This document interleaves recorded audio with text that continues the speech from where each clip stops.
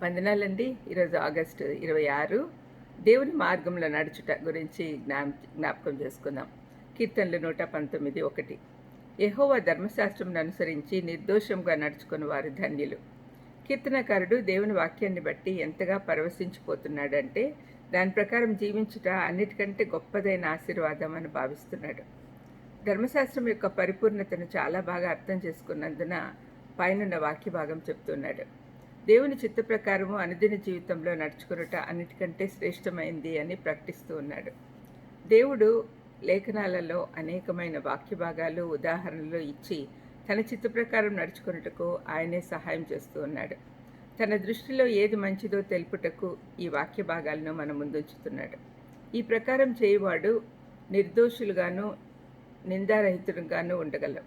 ఈ విధంగా చేస్తే ఆయన మార్గంలో నడుచుట ద్వారా మనం ధన్యులమవుతాం, ఆనందంగా ఉంటాము అని. ఎందుకంటే ఆయన మార్గమే విజయం ఇస్తుంది. యేసుప్రభు ఈ లోకంలో ఉన్నంతకాలం ఎప్పుడూ ధర్మశాస్త్రం మీరలేదు, అందులో నుండి ఏమీ తీసేయలేదు, ఎక్కువ చేయలేదు. ఆయనే మన బోధకుడు, ఆయనే మన బోధనా పుస్తకం. మన జీవితం ఈ లోకంలో ఒక ప్రయాణం వంటిది. మన గమ్యం పరలోకమే. ఆయన మార్గంలో వెళ్తే పరలోకము, తప్పితే నరకమే.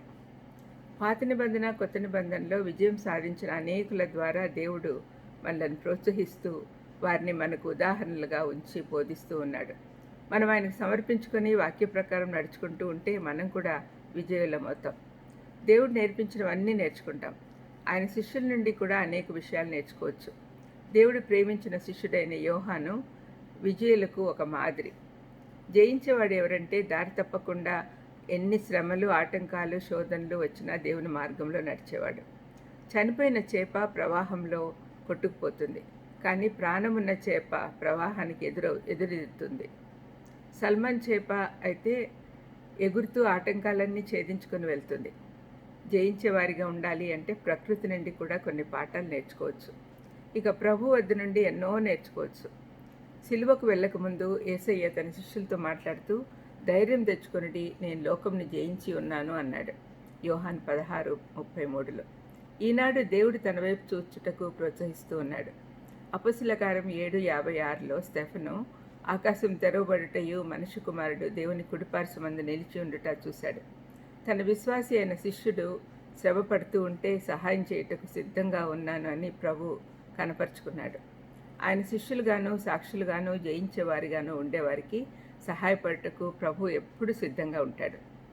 మనం చేయాల్సిందల్లా ఆయన మార్గంలో నడవాలనే నిర్ణయం తీసుకొని ఫలితం ఎలాగున్నా కూడా, పరిస్థితులు ఎంత వ్యతిరేకంగా ఉన్నా కూడా వెనుదీయకుండా ముందుకు నడుచుట. ప్రార్థన చేసుకుందాం. దయమైడ యేసునాయన స్తోత్రం ప్రభా.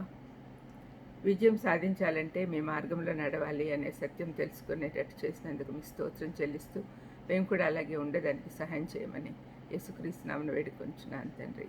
ఆమేన్. God bless you.